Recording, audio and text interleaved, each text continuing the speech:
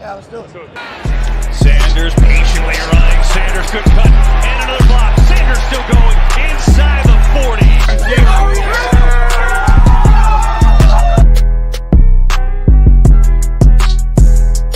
NFC East champs.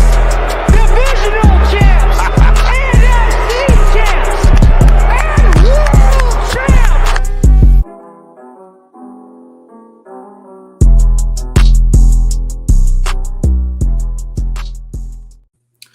Hello, everybody, and welcome back to the Kelly Green Hour. I'm your host, LJ Harrell, and as always, I am joined by Connor Donald. Connor, that opening, I love when David Akers goes off in Dallas during the draft. I'm not going to lie. One of the best memories that we probably will ever have, especially from a draft perspective. Yeah, it was right after the Eagles won the Super Bowl, too. So, it's not like Dallas fans could be like, well, you guys have never won anything, blah, blah, blah. No. But no, that when that comes up during our opening, I love it. Before we get started, just want to remind everybody to follow us on Twitter at Kelly Green Hour. You can follow me on Twitter at LJHarrell54 and follow Connor on Twitter at Connor10. And as always, follow our partners at The Painted Lines at The Painted Lines. And, go to paintedlines.com. On YouTube, search The Painted Lines. And as always, we appreciate them bringing us on, and, we can bring our Eagles knowledge to everybody that's listening. And if you're listening to us in podcast form, please rate and review the show, whether it's Spotify, Apple, all the different podcast ways of listening to us. So, Connor, it's been a while since we've been together, but the Eagles really aren't doing much of anything. Yes, there's OTAs, but the Eagles aren't doing anything in OTAs. They're not doing full team. They're doing 7-on-7s. So when you hear all the things about, Jalen Hurts was 10 of 11, threw 2 touchdowns. If you can't hit 10 of 11 in 7-on-7, if you can't throw the ball, if you can't get rid of the ball in a timely manner, you shouldn't be in the NFL. So I don't want to hear it. Look, we all know that this season, and again, I think I say this a lot, going into last season, we said last year was the year we needed to find out if Jalen Hurts was going to be the guy.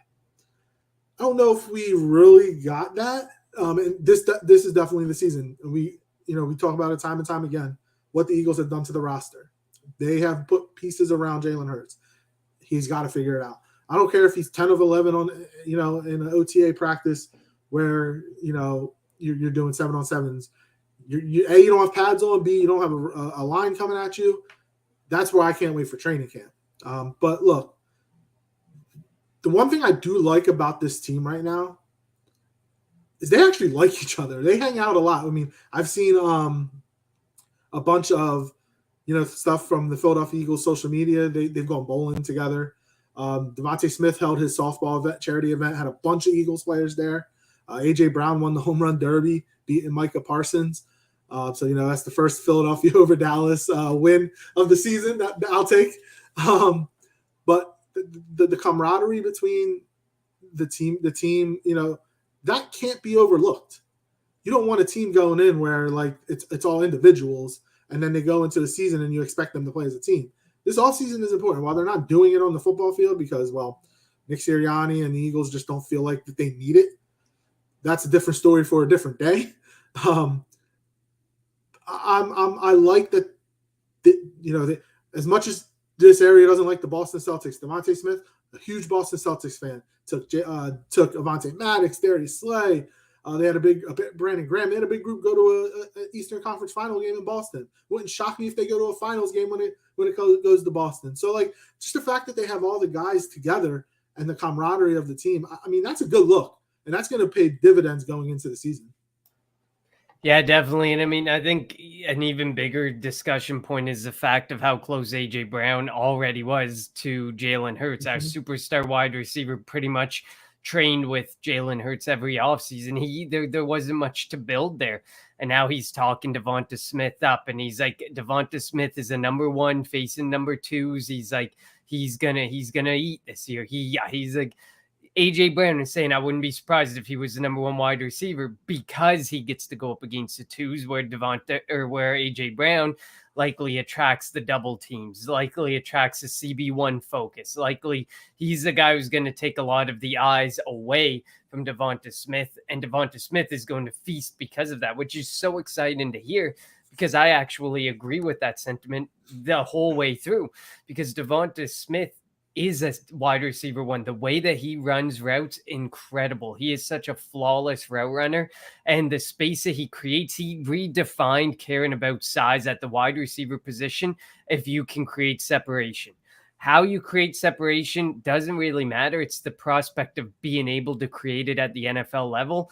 And Devonta Smith has proved that time and time again. Last year, he got himself open. He was facing double teams. He was doing all that he could last season. And I think that he can be used in the way that they tried to use him last season, like in the deeper game, more of the true X receiver type play. I think he can actually be that guy if the focus is not on him double teams all the time with the safety watching over top and the number one CB on you.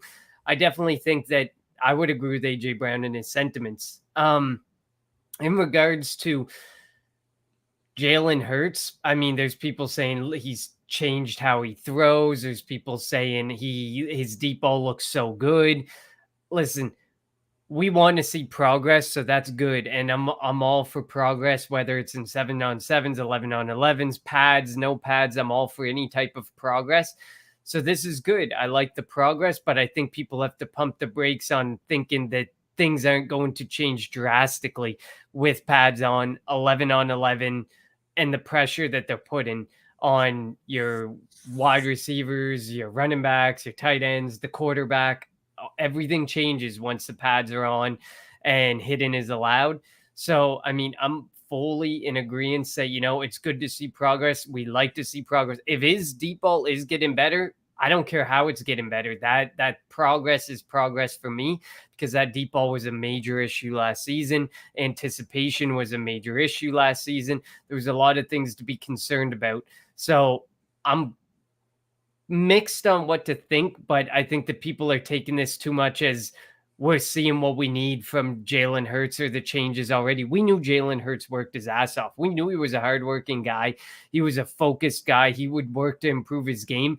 I want to see it when we hit the training camp and we see the 11-on-11s, we see the pads on, and we see him slinging it. I mean, Darius Slay said great things. Devonta Smith said great things. AJ Brown said great things. He's still beating whatever type of coverage he's seeing in 7-on-7. So there's a reason for optimism, but I am going to maybe less than you, LJ. I'm going to pump the brakes a bit, but I know you want to see a lot from.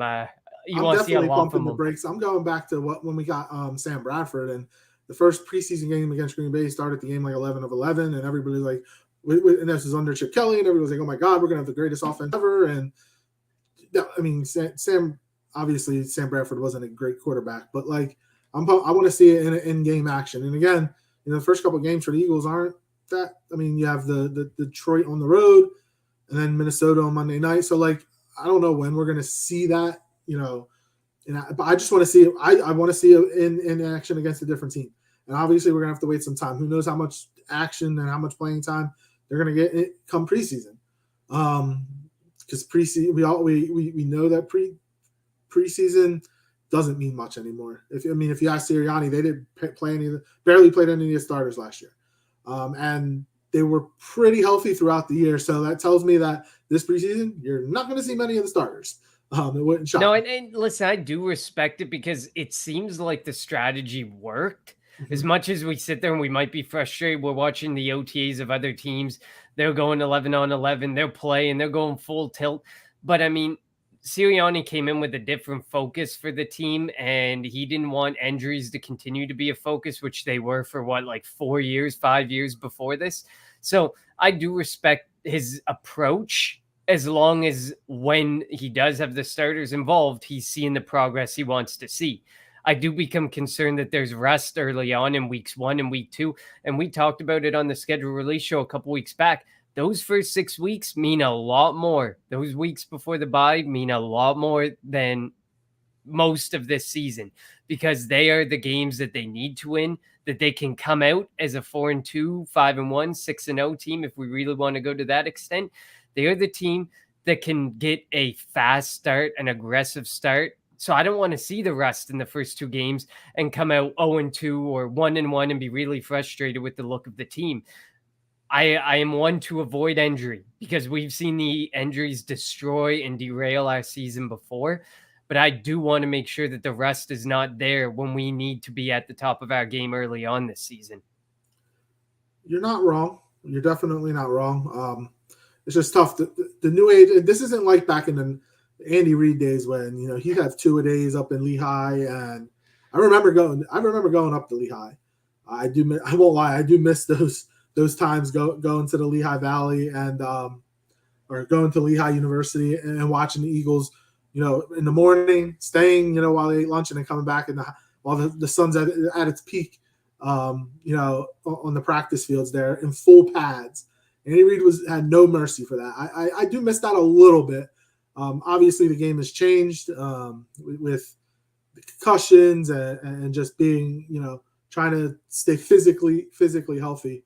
But we'll see how things go. I mean, once they get through the OTA, I think they can have up to like either 10, 11, 12, whatever OTA practices. And he was only having 6.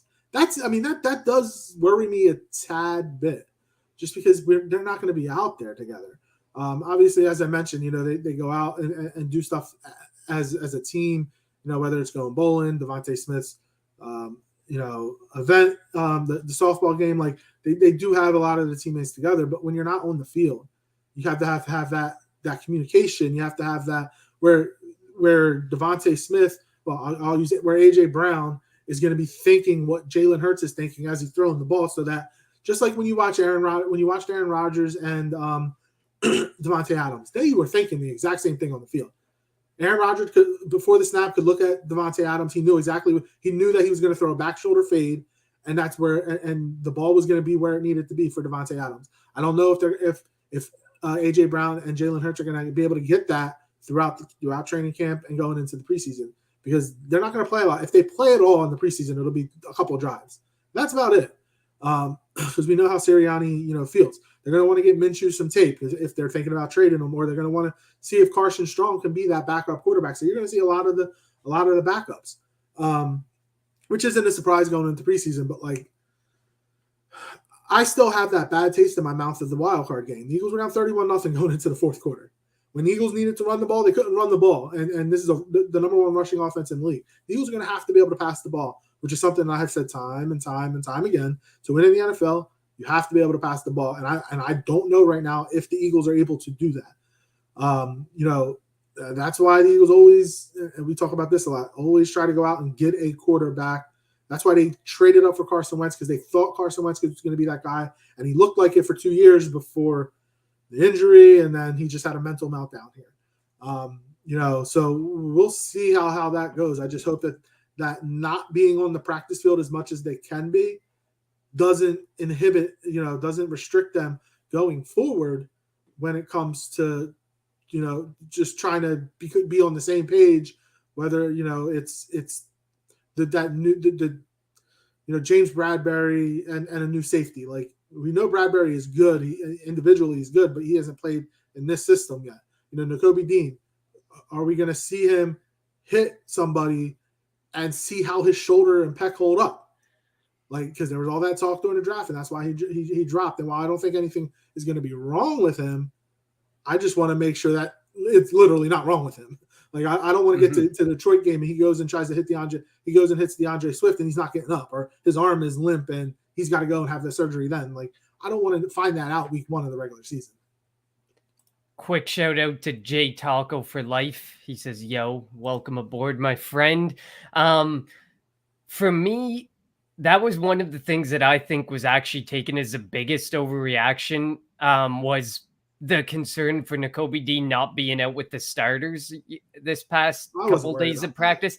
But you would be shocked to see the amount of people who are actually freaking out about it. Like, why is he not out there? This is a guy who just got drafted to the team. He's brand new. He had his injury concerns. Obviously, he's still getting better after the pec injury that was the focus of the draft in his fall. He's learning a new defense. He's coming into the NFL. This isn't college football anymore. This isn't the Georgia defense. This is the Philadelphia Eagles defense with Jonathan Gannon.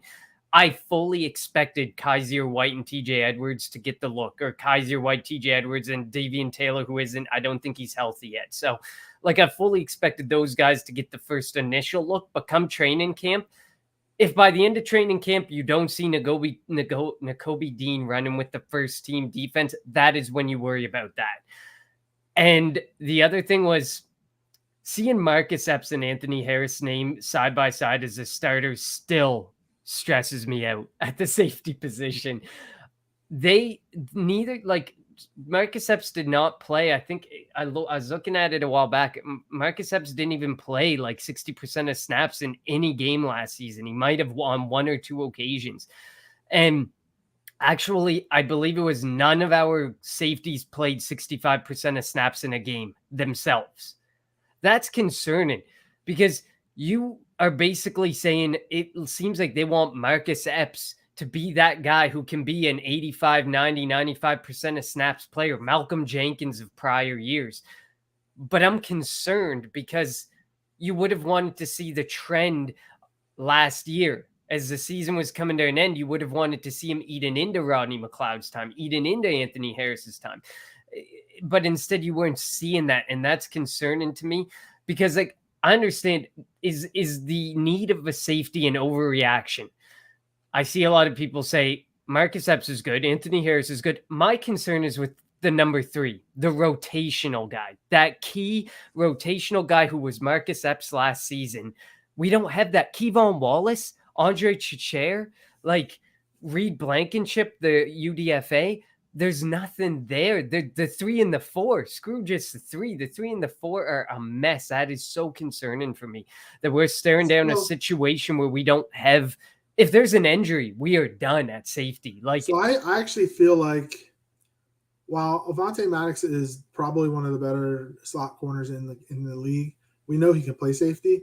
They also brought in Jimmy Moreland, who also can play that slot. And I'm not saying he's as good as Avonte Maddox, but when you have Slay and Bradbury on the outside, if they do what they're expected to do, if Moreland can prove to be that guy, they may move Avonte Maddox back to safety, and he could play because again he can play up on a receiver in the slot.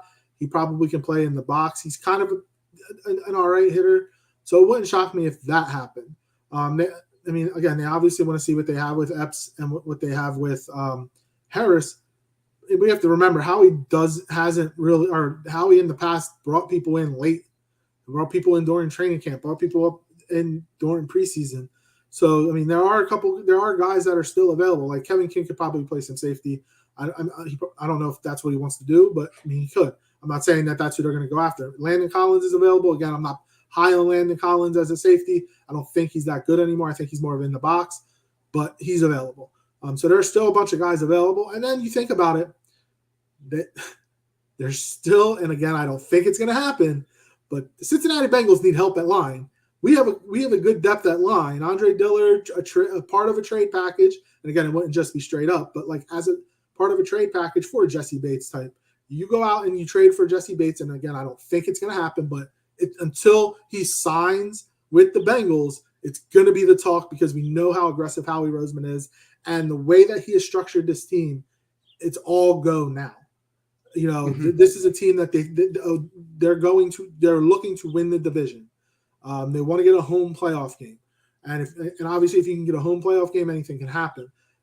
I think Howie's not going to allow that position, that safety position, kind of, while he doesn't like to spend big money on it, I don't know if he's going to let it be a deterrent to them winning the division.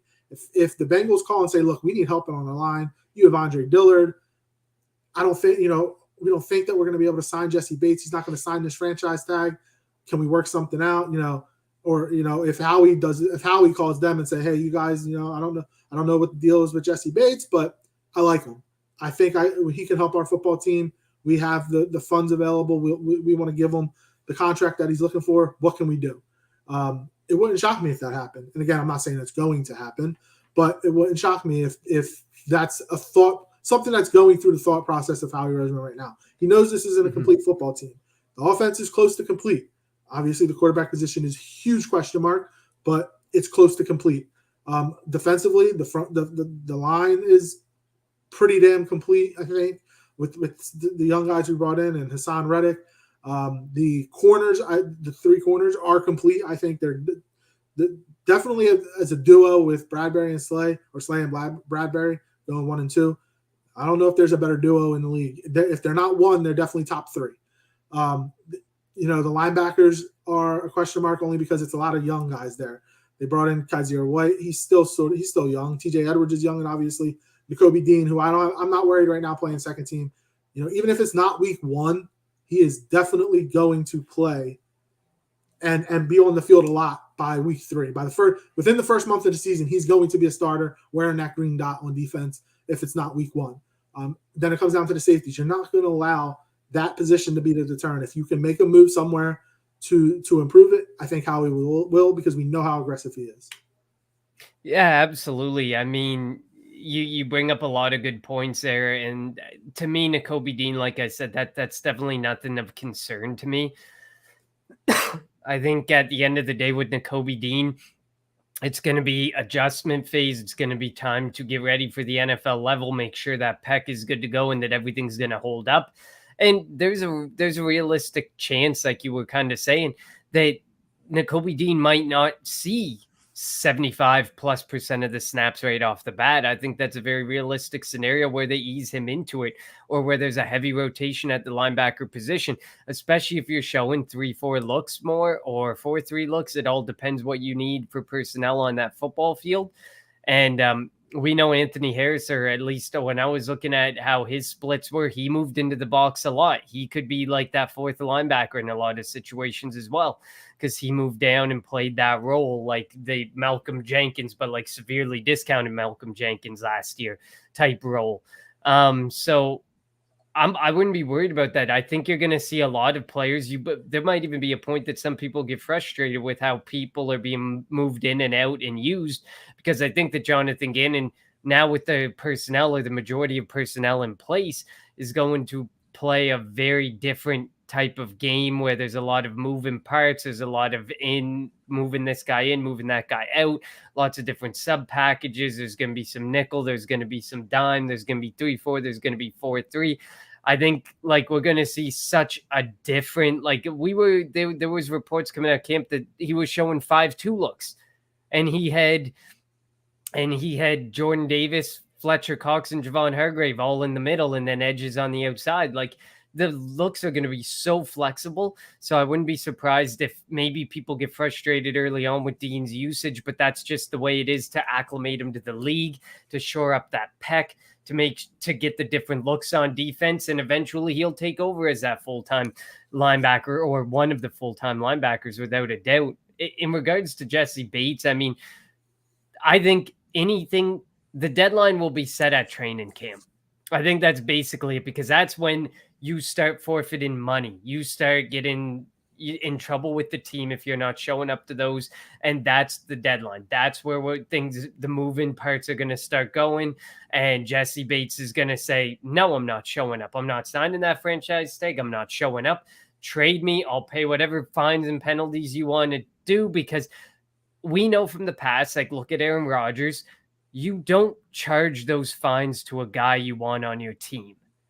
It's a look. It's just a look. And a lot of teams probably don't even actually charge those fines, because at the end of the day, they don't want to burn a bridge of getting that guy back on the roster. So that's the breaking point. Training camp. Is he signed? Is he not signed? Does he show up? Does he not show up? And then we can really start talking, because then maybe we at that point see how he sees what he has at the safety position, and he sees a need like we see it. Or maybe how he's comfortable and he says, we'll dive into this. Isaac Seumalo. I got Andre Dillard. I got a couple of offensive line pieces and some draft capital that I might be able to leverage. I want Jesse Bates. who knows what he could leverage at that time. You said they need offensive line help, but what team would say no to the chance of 2 offensive linemen come into the fold like that can play, like Sam Malu can play. Franchise quarterback like Joe Burrow, who got killed last year. Exactly. Especially, and Isaac Seumalo can play both guards and center. We've seen it. He's a very flexible piece. He was kind of like Halipulivati Vaitai, and he went off and, well, you don't hear his name a whole lot. He's far from as effective landing in one spot. And yeah, being in Detroit obviously doesn't help that case either.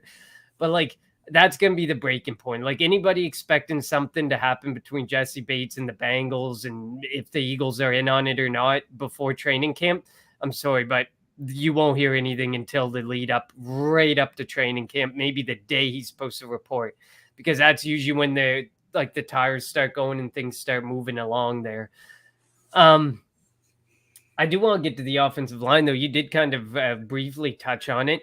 Isaac Seumalo, it sounds like he's going to get every chance to earn that right guard role, despite the $5 million in potential savings that do exist there. It sounds like they're going to give him the chance, despite, there's Jack Driscoll, there's Jack Anderson, there's Cam Jurgens. There's a lot of guys there that could take that role. It all depends on, how does Seumalo look? Is he healthy? Is he good to go? And from everything that came out early on, it looks like they're going to give him every chance to win that role and that he's healthy. So, I mean, outside of that Isaac Seumalo, is there anything that you're watching along that offensive line? Not really. I mean, the offensive line is almost pretty much set besides that right guard spot. And again, it's hard to determine who's going to be worthy of that spot when you don't have pads on. So hard to determine that against air or in shorts. You need to have pads on, especially at the both line positions. That's where you're battling. You're going one-on-one. You gotta be able to be if you're an offensive lineman, protect against a bull rush, protect against a swim move, and whatnot. So it's so tough to decide. I mean, it's probably going to be Isaac Seumalo. Having given up Nate Herbig, or not bringing Nate Herbig back or releasing him, whatever. It's tough to give up so many quality offensive linemen. And we know how the Eagles have built that depth along the offensive line over the last couple of years because of the injuries.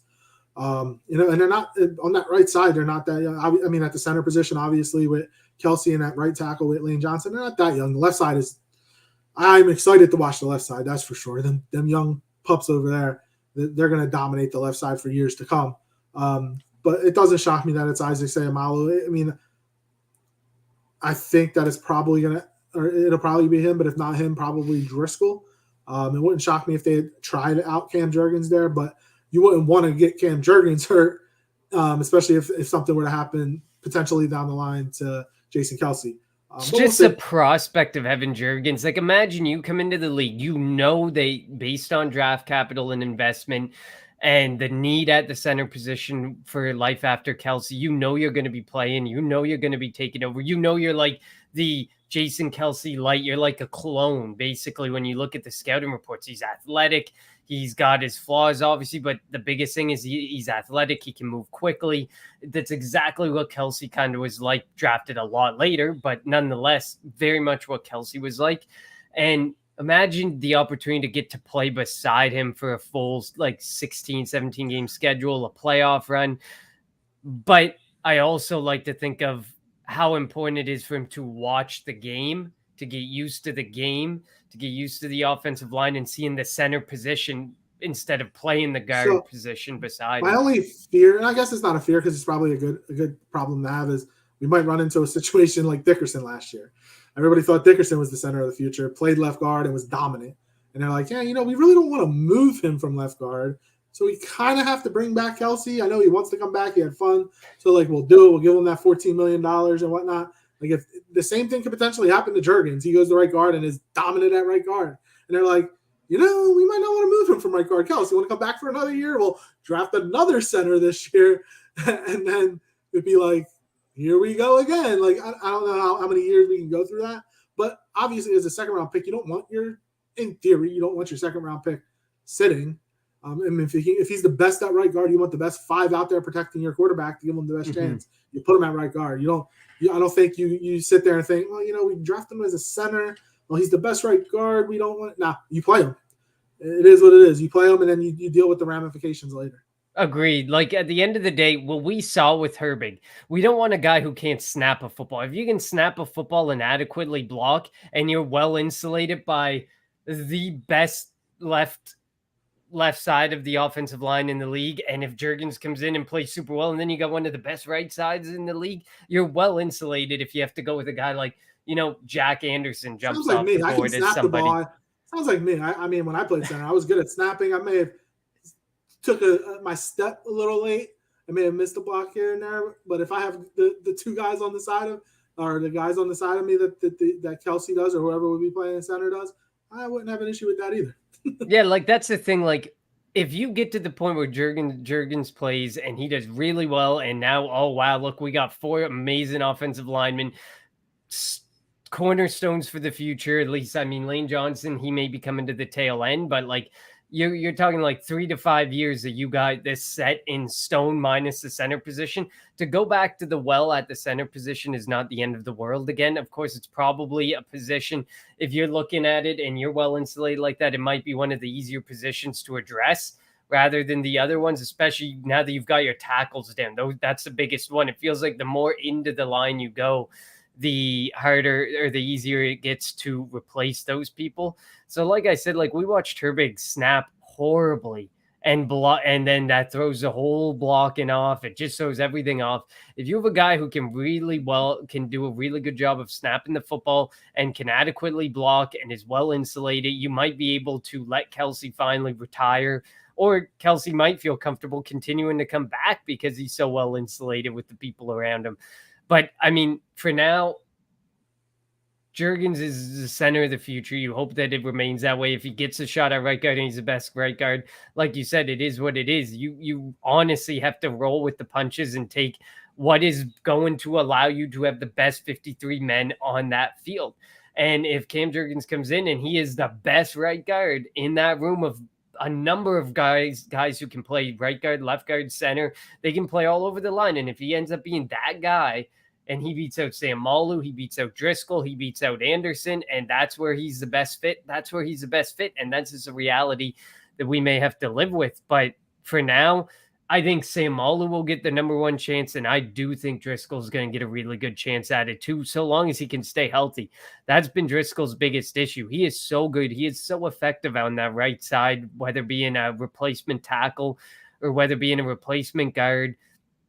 But even last year when we didn't have as many injuries, he just couldn't stay healthy. I don't know what it is. Some people are just bound to be stuck to having like an injury. I don't want to say prone because that would involve the injury being the same thing over and over again, or one injury causing another injury because of overcompensation and stuff. So I'm not prepared to say Driscoll's injury prone, but he may be a guy who's just prone to injury. And that's a reality. There are some players who come into this league, and that's the reality we have to live with. They just get injured a lot. Paris Campbell shoots off the page to me as a wide receiver who's just had such bad luck with injuries. Almost none of the injuries are to the same part of the body, and the guy hasn't been able to get right and get healthy. It just happens. It just happens. But hopefully Driscoll can get right. I would prefer the $5 million, and that's mostly because I would prefer more money for next season, creating a better situation for next season. So if Sam Malu can go because you have faith in Driscoll, you love Anderson. Anderson was a mean man last year when he played. He had a great mentality. He has that Eagles mentality. If Juergens is fine there as well, you got LaRaven Clark there, you're ready to just say, okay, I think we can move on from Sam Malu. That's $5.5 million in your back pocket that you can carry over to next year. Or you could leverage, and if a Bates deal so happens to be on the table, you could look at that because it gives you more money for this year. So I'm up for anything. I'm not worried about that $5 million only because the cap's going to go up a bunch next year anyway. And it'll go up like $20 million. Yeah, it's still going to go up, but I mean, cap is still a myth in my opinion. If the Rams can keep signing all these players and not cut many. I mean, yeah, they traded Robert Woods, but he's coming off an injury, so like the cap doesn't matter to me. You can make it work. What about, you did kind of touch on the cornerback position, and I'm really intrigued to know what you think about what about life after Bradbury, and what about life after Slay? And I mean, I know that the underlying hope is that Hurts is the guy, Hurts is the answer, and we probably go to the cornerback well in the first round next season. The board didn't fall right this season. It's life. But what about with what's there, with what exists on the roster? Is there any names that stand out to you as like this guy should make the tail end of the roster and be given a chance because I think he has the best upside to support the departure or injury of one of these guys in the future? Well, I mean, I think Zach McPherson makes the team as like the fourth. Yeah. I'm intrigued by Mario Goodrich and Josh Jobe. I actually think one or both could actually make the team as an undrafted. Tate Gowan, I think, has a chance to make the team, but and I know that they spent like lower round draft picks, but like the Kerry Vincents and Mac McCain, Josiah Scott, who they traded a draft pick to Jacksonville for. Those guys, I don't think they make it. I think a couple of them could end up on the practice squad, but I think McPherson is close to a lock to make the roster. That would be 4 corners. And again, it'll depend on how many they keep. If they see Maddox as a corner, and Moreland, I think, makes the team. So we know it's Slay, we know it's Bradbury, we know it's Maddox. There's 3. I think Moreland would make 4. McPherson makes 5. How many do they keep?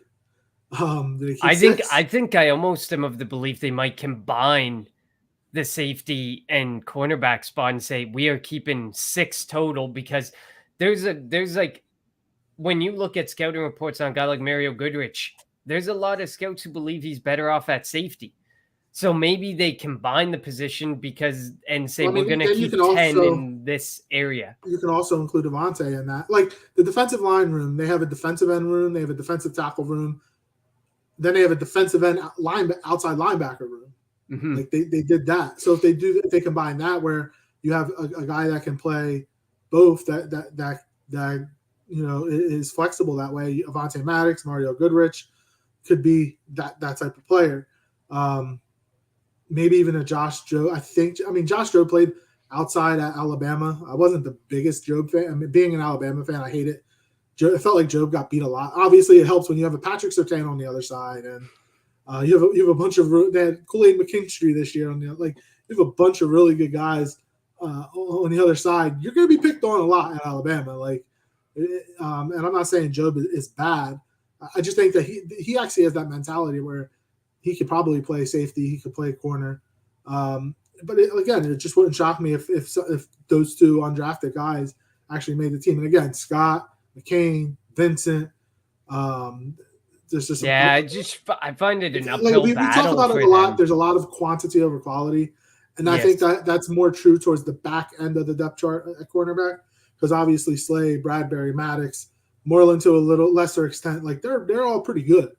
McPherson to a lesser, like they all could. McPherson, I think it's his draft capital. Like, Howie in his draft capital, he doesn't want to give up on a guy who he spent. I think McPherson was round 3, right? So he doesn't want to give up on a first day 1, day 2 draft capital that easy. We're seeing it with Jalen Reagor. We're seeing it with JJ Arcega-Whiteside. I think Arcega-Whiteside gets cut this year, and I think a good chance Reagor might also. Well, it'll.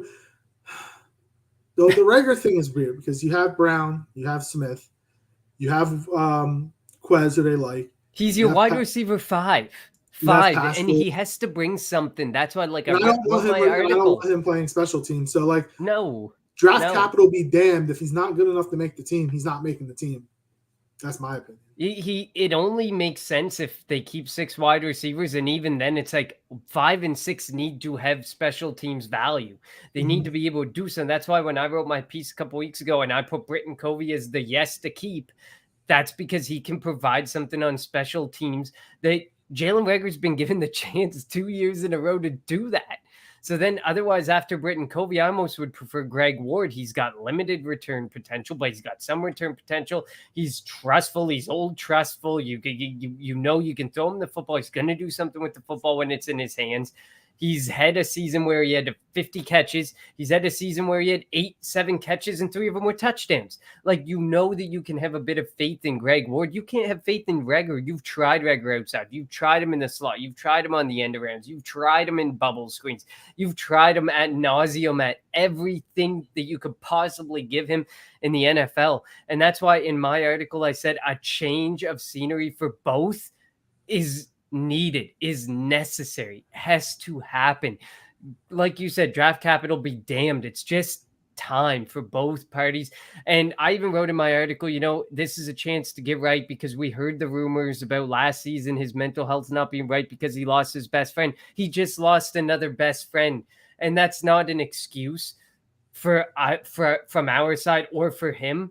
But it's like, this guy's just having bad luck. This guy just needs a change of scenery. Maybe it's like the ghost of Philadelphia draft pass. Maybe it's just something that, he has to get a change of scenery, a new team, a new opportunity, and you take whatever capital you can get. If the best you're getting is a 5th or a 6th back, so be it. So be it. Dave puts he hopes that they can trade Reagor for anything, then keep Covey and Ward. And I know during draft time there was that potential talk of Reagor getting traded to the Ravens in a potential Chuck Clark move, which would have helped the safety position. But it's so hard. Like, again, I don't think Reagor should make the team.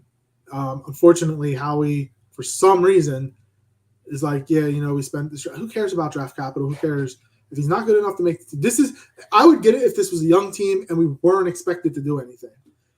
But the expectations are we're going for the division this year. The expectations are we're going to try to win a playoff game or two. Does Reagor help you do that? And I don't think so.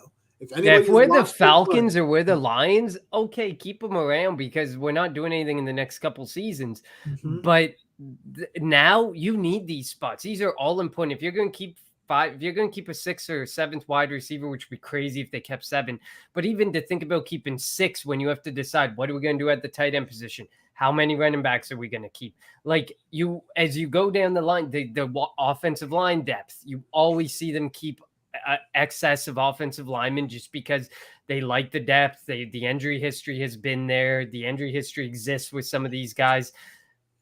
To me, it's like you're sitting there and you're staring down, where can we afford to cut back? Look at quantity over quality at the cornerback and safety position. You can easily see 10, 11, maybe 12 guys being kept between the defensive back room. So, like, do we keep a 6 wide receiver? And what do we want that 6 wide receiver to look like on our roster? Jalen Reagor, you have given an opportunity, like I said, literally everywhere's on the field except tight end. You have and he's played slot, he's played inline, he's played side by side with Dallas Goedert at the running back position against Dallas last year than as a receiver. My only thing is, let's be real. If the Eagles keep 6 wide receivers and it comes down to the 6th wide receiver being the difference, we're screwed. That's all I will say about that. Like, if something happens to Brown and Smith and Quez and Pat, like, if we get down to where we need the 5th and 6th wide receivers to step into a game to make a big play, we have issues. That's why I said in my piece a couple weeks back, you want someone who can provide something, whether it be on special teams or special teams, pretty much. As long as it can provide you something on special teams, that's what the 5th and the 6th wide receiver need to be. And if you can say, I trust them, that if I send them out 1 in every 25 offensive snaps, they're going to do what I want them to do, and they might be able to produce if the ball gets in their hands. At this point, I wouldn't trust that. If you throw a bubble screen to Jalen Reagor, that's going for negative yardage 9 times out of 10. Like, if you're doing an end around to Jalen Reagor 9 times out of 10, he's gonna lose yards. Like, you want someone who you can have the faith in and not have to force it. Like, I don't want to see them forcing the ball to Reagor anymore. That was so nauseating last year. When you start the game with a screen out to him and he would lose 2 yards, like, or you would try to end around, he doesn't have the speed to get to the outside. I don't want to see any of that. So we know that OTAs are wrapping up. What are, like, as we gear towards training camp, what are some things that you are hoping to see or you want to see leading in the training camp, whether it's from an individual, whether it's from the team, whether it's from the front office? What are you looking to see? I don't think you can ask for much more from the front office. They literally just finished their shakeup and changed the titles of about 20 different people and brought on a bunch of new people. So I think we're good at the front office for now. We'll see which one becomes the next guy. I'm super impressed, like we talked about yesterday, briefly, because I forgot to put his name on the first tweet, but Connor Barwin. He's 35 years old. He's moving up the ranks incredibly well. Like that seems like the next guy to go. And they brought in Brandon Hunt, and there's so many great names within this staff. Again, it's like, okay, who's the next one that's going to leave? Who's the next guy that how he's going to develop that should take Howie's job, won't take Howie's job because he's so well insulated behind the Lorries that he's just going to be here until Jeffrey Lurie goes away, and then even his son, who knows? But to me, I think the front office is set. I don't think I expect anything different from them. I think status quo is the direction with them. I don't expect any big moves. We know most teams at this point, you might get a little splash here and there of signings, but you're not going to get a whole lot of signings. A lot of these guys whose market didn't become what they wanted it to be are likely going to be waiting for training camp or off-season training where somebody gets injured. Some of these guys might get paid then or get jobs then, or their market gets a little bit better then. So I don't expect much until training camp at all from free agent moves. I guess for me, it's just seeing some more clarity on some of these positions, which obviously just isn't going to happen until training camp, but kind of getting an idea of where this team is trending from a defensive scheme perspective, from an offensive scheme perspective. We know Shane Steichen is going to be the play caller. He took over and kind of helped turn things around late last season. It sounds like he was more of the catalyst to the run first movement that started to happen. So hopefully he can mix in some passing and start leveraging some of the new weapons he has. So, I mean, I just want some more clarity on what these two sides of the ball are gonna look like. Who's gonna make it? What, like, we know for the most part who's gonna make it. The big position battles are like the late wide receiver, the second tight end, who wins the right guard position, how's the linebackers and safeties shape up, which we think we have a pretty good idea. Like, it's just more clarity in regards to that stuff that I'm expecting. But really, I don't expect much from the Eagles. They've been so quiet since the James Bradbury signing. Up to the James Bradbury signing, they were doing nothing. They had what we could hardly call an OTA in comparison to any other team's OTA.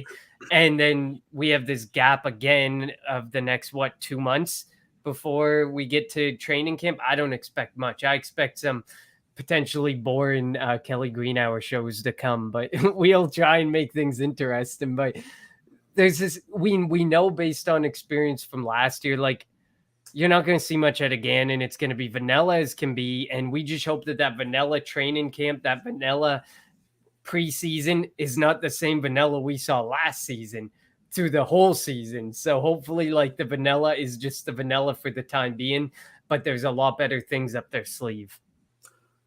Yeah, hopefully. And I think the big thing is health, because obviously you can, rupture an Achilles, tear an ACL in non-contact drills, whether you're running or lifting or catching passes out, against air. So while we want everybody to be training and getting their bodies right and getting their mental right to come into training camp to, do pretty much nothing. See if you can stay healthy. That's the one thing we don't want. We don't want injuries to like AJ Brown or something. And then we're going back into with the same wide receiver crew that we had last year. So that's something that I'm definitely kind of keeping an eye out. As Dave says, I'm hoping Kennedy, Brooks, and Britton Covey make the roster. I think Brooks has a chance. We know it's Miles Sanders. We know Kenny Gainwell are definitely on the roster. Then it comes, do they keep 2? Do they keep 3? Or do they keep 4? They have an infatuation with Boston Scott for some reason. And I'll never understand. But I think Kennedy Brooks can take over the Jordan Howard role. And then, obviously Jason Huntley's there, and he could be a good key kick returner. But if you keep it Britton Covey, you don't need a Jason Huntley, because Covey can be the guy to return kicks and punts. So I love Britton Covey. I think he makes a roster. I think he makes a tail end. I think he can provide so much more to special teams than anybody else who's in training camp right now. only thing about that proven is, and like, established, because like you could argue Devin Allen, oh, he's a former track star, maybe he can provide something. Yeah, but he hasn't played football in like what, 5 years? my only thing when it comes to, and obviously it is important to have a good kick returner, because we saw with Rager last year, like that you need to. But how many times did the Eagles return kicks out of the end zone last year? And how many kicks do get kicked into the end zone? And again, I'm saying it is important only because I went to the Jets game last year, and right in front of me, Rager let the ball bounce at the 3-yard line. So that happens. But, like, how much will Sirianni, Howie, put into stake the importance of a return guy? I think if I remember, that's a big question. I think if I remember correctly, Rager alone returned 30 kicks. This doesn't count the balls that he let go into the end zone or whatever. He returned 30 total kicks. I think it was 18 punts and 12 kickoffs. So there's a world where, and then they mixed in some guys because obviously from time to time they got tired of Rager's shit and said, take a seat. Yeah. But I mean, you're looking at a guy who might touch the ball 40 to 50 times for you in a season if he is the most effective guy for you. But like, also thank you ESP for the stupidly obvious tweet he had the other day that said Britton Covey looks really small. All you had to do was look at his like he's size like 5'8", to know, right? I think he's 5'7". I think he's 5'7" and 170 pounds. Come on, man. He weighs more than Devonta. It took you going to training to OTAs to say, wow, Britton Covey looks really small in person. I stand 5'7". I know I'm small in person. I know that I am small, not even having to see me in person. If I tell you I'm 5'7", you know I'm small. But I just had to throw a crack at ESP. I thought that tweet was so obviously stupid and unnecessary. It made me laugh. He's the captain. He's the captain of stupidity. One of the captains of stupidity. I do want Kennedy Brooks on roster. No matter what, Boston Scott, Jason Huntley, none of them bring that Jordan Howard oomph. Kennedy Brooks is the see a hole, hit it, one cut and go, Jordan Howard type, prototype running back. He fits perfectly with Kenneth Gainwell and Miles Sanders. And in a pinch where one of them might get hurt, he can easily step in. And I would trust Kennedy Brooks to step in more than Boston Scott. I've seen Boston Scott step in. If you aren't against New York, in New York, he's not going to step in honestly for you at the running back position. But like you said, they have an infatuation with him. So I'll never understand it, but we'll see. We'll see how it goes. I mean, obviously it's going to be, like you mentioned, a quiet couple of months up to training camp. Hopefully nobody gets into trouble. Nobody gets hurt. Nothing like that happens. We want a full squad, full 90-man squad, whatever the number is now, 80, whatever it is, coming into training camp and ready to roll. High expectations, and the unfortunate part is when the Eagles have high expectations, they usually fail to meet them. So we'll see how things change this year. Yeah, that's kind of why I'm just like, when people are changing their records for them, I'm like, I still see 10. I see 11. The bonus point 11 if we beat a team we shouldn't beat, which we never actually do. But like, in that first stretch of 6 games, we have Arizona. That could be win 11. Like, if you get that type of win, that could be what takes you from Arizona's the 10 to the 11. Arizona's usually good at the beginning of the year, Yes. but they won't have DeAndre Hopkins. But like, these people are sitting there like, yeah, I got 13-3. I'm like, dude, if you had 10 or 13-4, it's like, dude, if you had 10-7 or 8 or 10-7 or 11-6, where the heck did all these extra wins come from? Just James Bradbury was the game changer. I saw so many people change their final record predictions based off James Bradbury. More to this puzzle, James Bradbury doesn't give you 2 to 3 more wins. It's huge. Don't get me wrong; it's a huge acquisition, but you have to take into account the injury issue and whatnot. Like, the Eagles have been healthy the last couple of years. Last year. So like, but we know how things usually change up. So we'll see how it goes. But I mean, I'm sticking right now to my 10-7, 11-6 record. Yeah, I'm sticking to 10-7. I see 10 clear wins. We're gonna do, obviously, end of that going into the end of the beginning, week 1, end of the preseason is when we're gonna do our final prediction show and like give our Super Bowl predictions and whatnot. But like, so obviously between now and September, so Eagles first game September 11th. So like, I'd say we would probably record that September 3rd or or September 4th or something like that. So that'd be before that Thursday night opener. And you think about that, that's only 3 months away. But we'll be back here preparing for Eagles regular season in a snap of a finger, which I'm hopeful for because I can't stand the summer. It's too hot and it's too long and baseball's boring and whatnot. So we will be back. We will probably move to the bi-weekly shuffle with it, unless there's some big news. We might move to the bi-weekly shuffle. We do our depth chart show. We do our offensive depth chart show, defensive depth chart show. We have a few shows coming your way, so don't you worry. We won't be far away. And of course, if any big news happens, injuries, signings, try to get some guests, firings, guests. Even if we can squeeze guests in to make it weekly episodes, we'll be definitely having a few shows. Yeah. Well, hopefully that they give us something to talk about soon, which I guess no news is good news when you're talking about the offseason of the NFL. Because if there's news, that means either somebody's in trouble, somebody's hurt, there's a firing, there's something happened that we really don't want to happen and we wouldn't want to talk about. But glad we were able to get this in, talk about the OTAs and get you set for the upcoming training camp. So as always, thank you for tuning in to the Kelly Green Hour. You can follow us on Twitter at Kelly Green Hour. You can follow Connor on Twitter at Connor10. Follow me on Twitter at LJHarrell54. And follow the Painted Lines on Twitter at The Painted Lines. As always, for Connor, I'm LJ. Thank you for listening to the Kelly Green Hour. You want Philly? Yeah, let's do it. Sanders patiently running. Sanders, good cut. And another block. Sanders still going.